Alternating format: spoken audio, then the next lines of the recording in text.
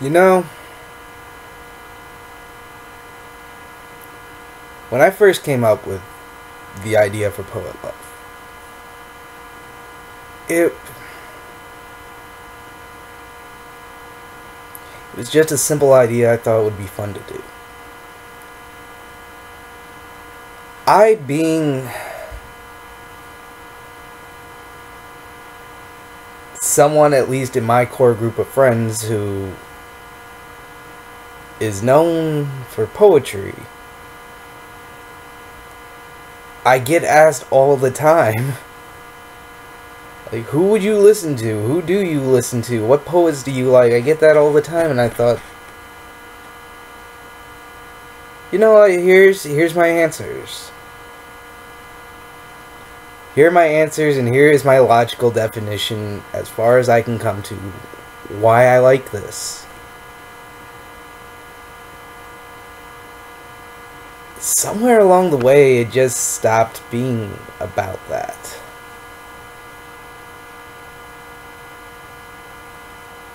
The last episode was 7 months ago. And that was, of course, because we lost Gina, and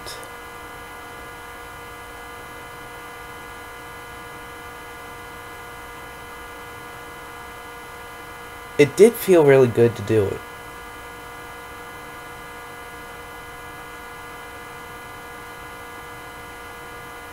It felt good putting something out there that was at least positive. With everything going on in the world, the internet is famous now for everything negative that can be shown. Let's be honest. Or at least the stuff that gets the most attention is always going to be the stuff that's bad. It just is nice to throw something good out there.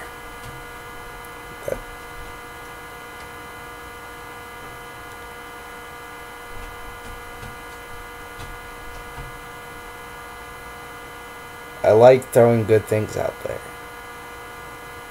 And it wasn't just that. I mean, personally, the plan for Poet Love in the beginning was, I'm going to say what I can about these people that makes the most sense to me.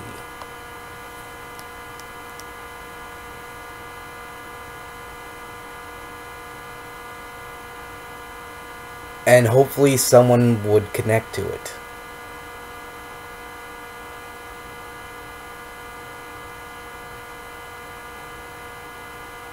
I think I need to do that again. Greetings, ladies and gentlemen of the YouTubes. I am Joe Atticus Hinch, and this is Poet Love. People are amazing. They are ungodly amazing. These poets are amazing. A marathon of your favorite show on your day off, amazing. A beer after work, amazing. Jack Nicholson and As Good as It Gets, amazing. My friends are amazing.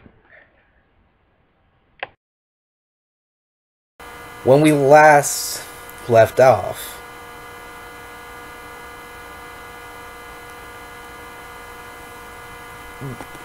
the poet that I selected out of the box was actually, that was the first little trip up.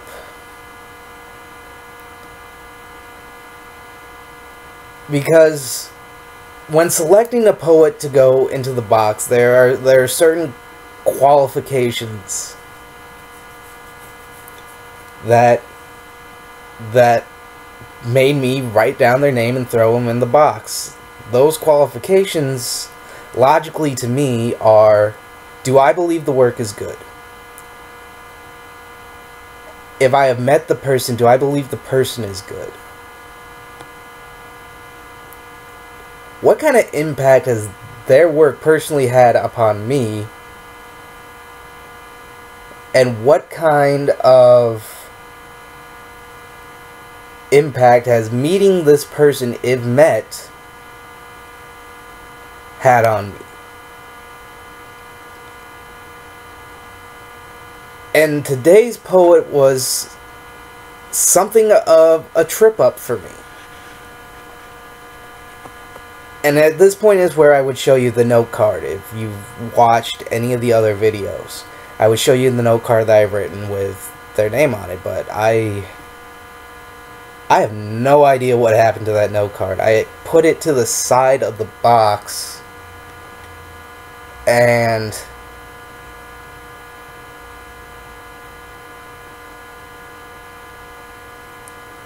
it just disappeared. But today's poet is Shel Silverstein. And the only way to look at this and possibly figure out the main reason they tripped up is let's go through those qualifications again. 1. Do I believe this person's work is good? Yes. But here's the thing. It was only in the first steps of honestly trying to do some research for these episodes so it's something to talk about. Shel Silverstein is an absolutely fascinating human being when you just consider everything he's done. Now, Shel Silverstein is a name that you probably know. But you probably don't know. You know that I feel like Shel Silverstein is one of those people, one of those authors.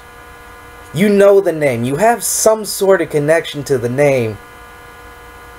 You might not be able to put a face to it. Well, I'm going to help you with that right now. This is Shel Silverstein.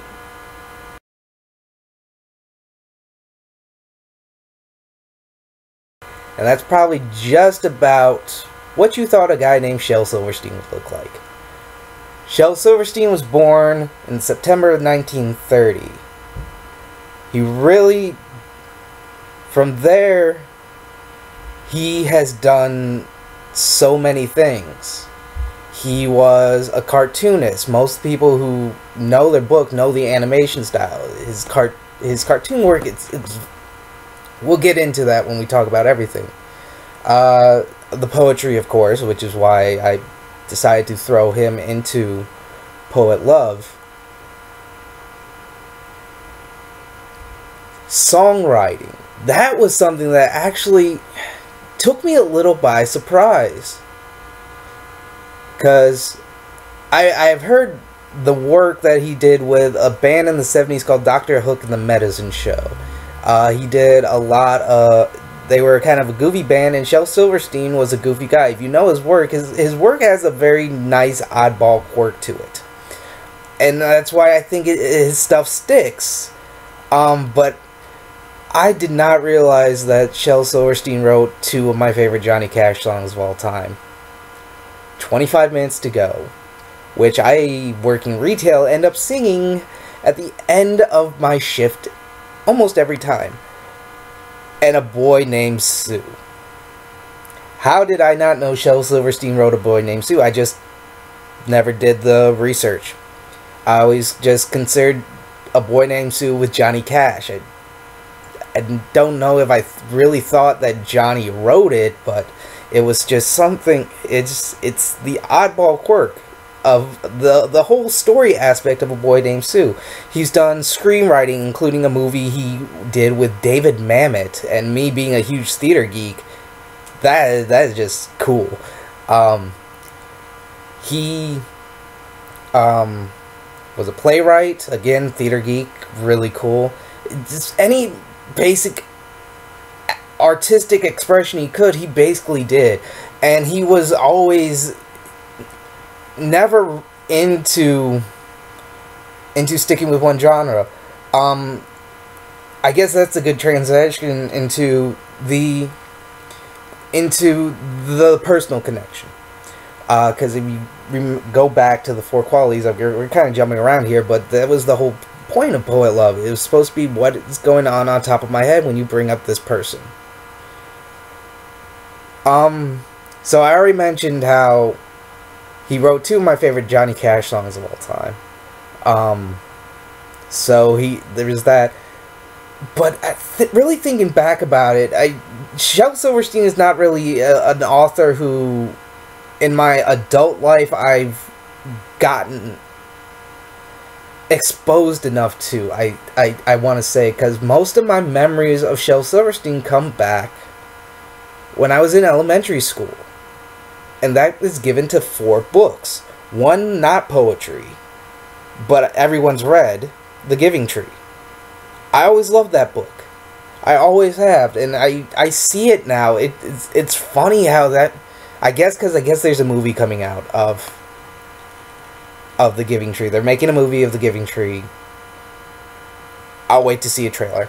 But like I work in retail. I work guest service, and I actually see this book a lot because mainly like people return it, and the only reason they return it is because the kid that they got it for already had it.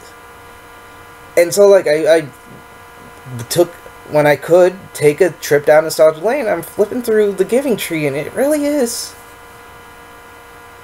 a book I know why I liked. The Giving Tree is just,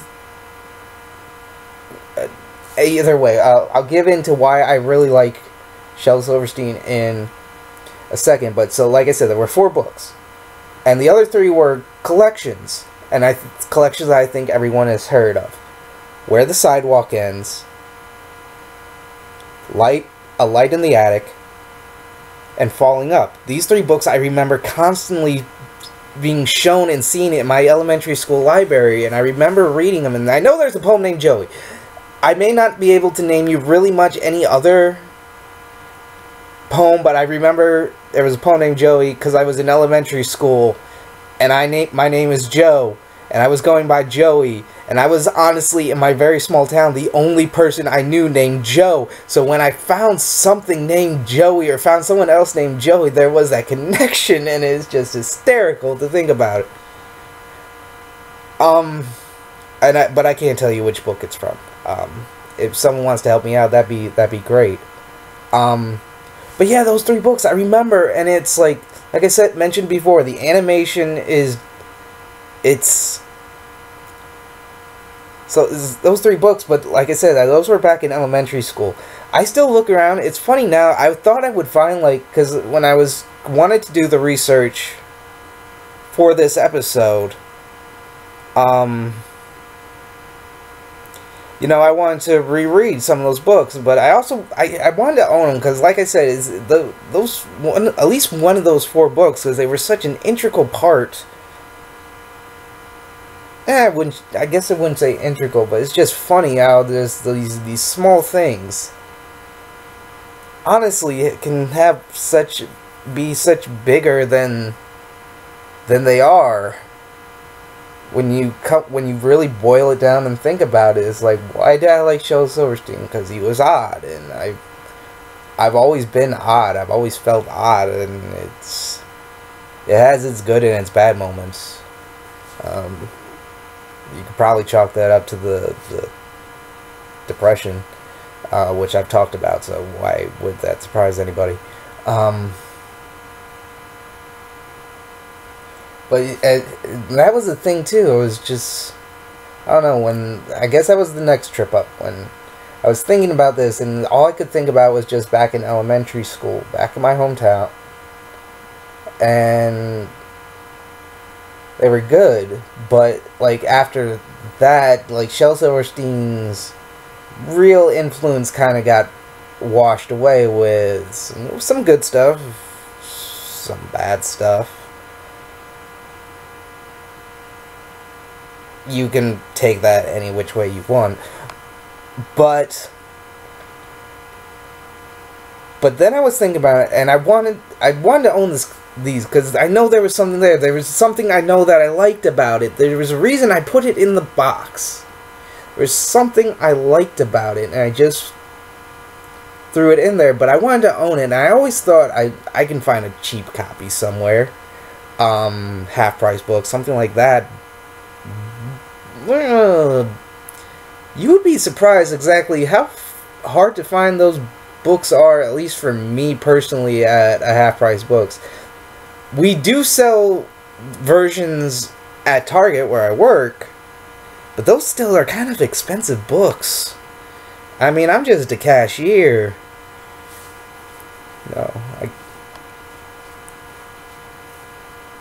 Anyway, getting into the wrong mindset.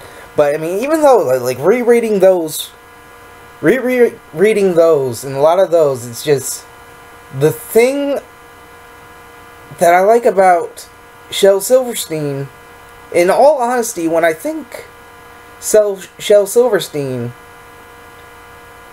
it's simple. It is simple. You look at the arting, and yeah, it has that outward boat. It's really not that detailed and not that good of animation. I'm not saying I'm not saying it's bad. But when you look at the animation of Shel Silverstein, and especially when you read Shel Silverstein, it's simple enough that you get the man behind it. When Shel Silverstein did something, when I look back and I read this stuff now in this mind state that I'm in now at 26 as compared to when I was 6, it's still so simple. The stories he tells, the view of the world that he has, it's so simple, but there's nothing else like it. Anyone could have drew like Shel Silverstein did. People have drawn like Shel Silverstein has. Anyone could have write like Shel Silverstein has. But it wouldn't be Shel Silverstein. And that's why I put him in the box. And that's why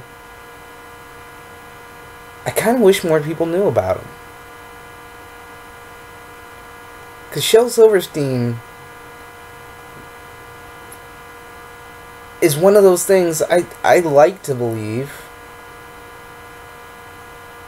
Just a small little connector.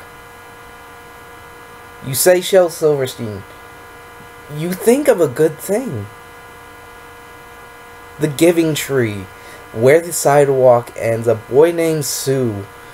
And anything he's done, if you know it, if you know something of his, I'm just saying there is a possibility that there is something good attached to it. Unfortunately, Shel Silverstein is no longer with us. He passed away in May of 1999. It would have been interesting to see his take on the world now.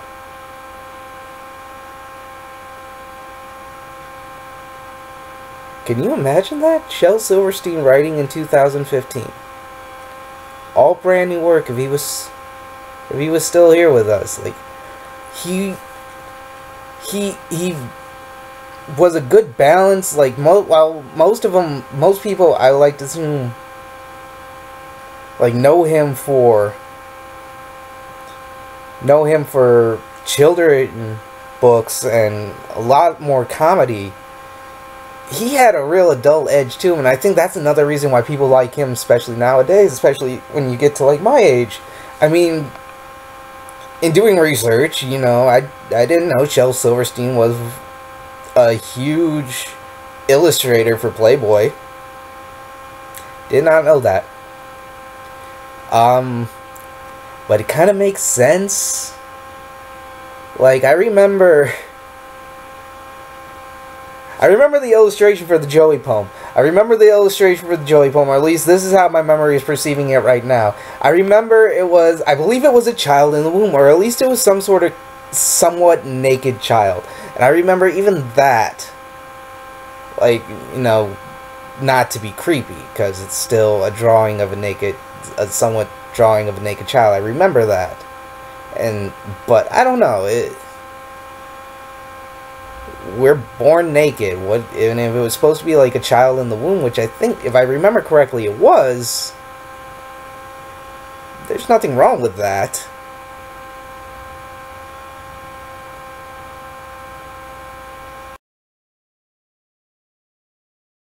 That makes me kind of sad again. Can you imagine the illustration Shel Silverstein would have done with Donald Trump?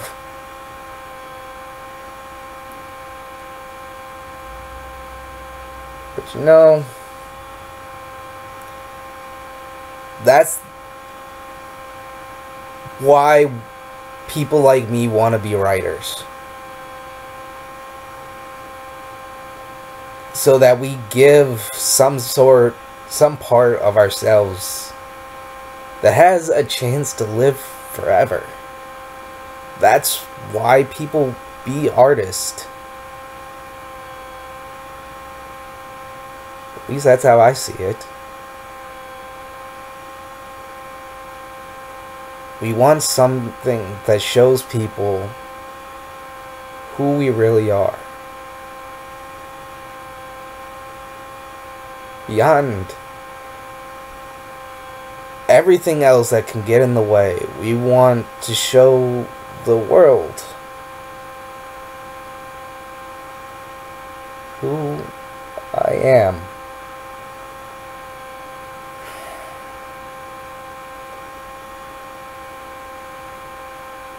And I think there's only one way for me to do that.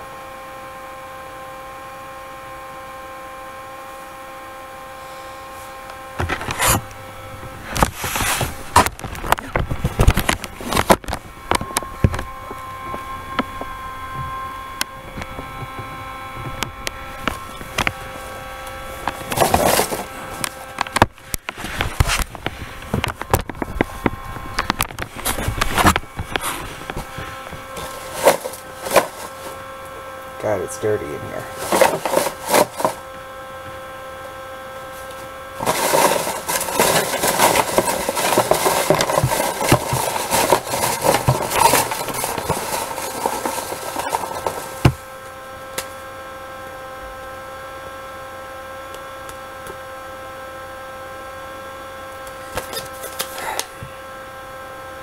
If I'm gonna get back into this, that was another big part about Poet Love.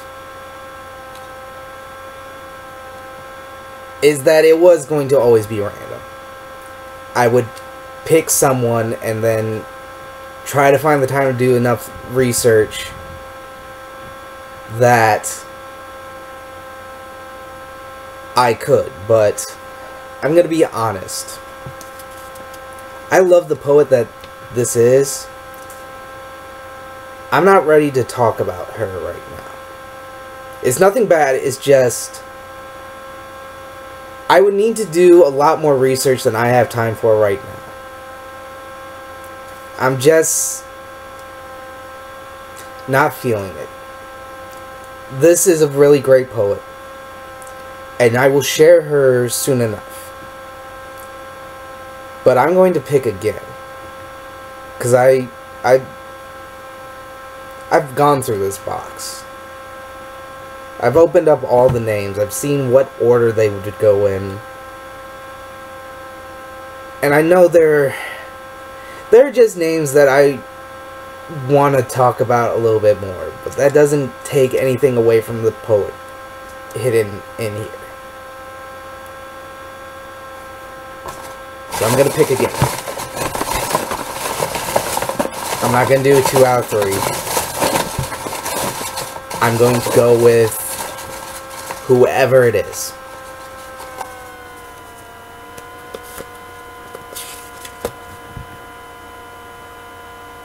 I can do this. I can do this. So until next time, my name is Joe Atticus Inch.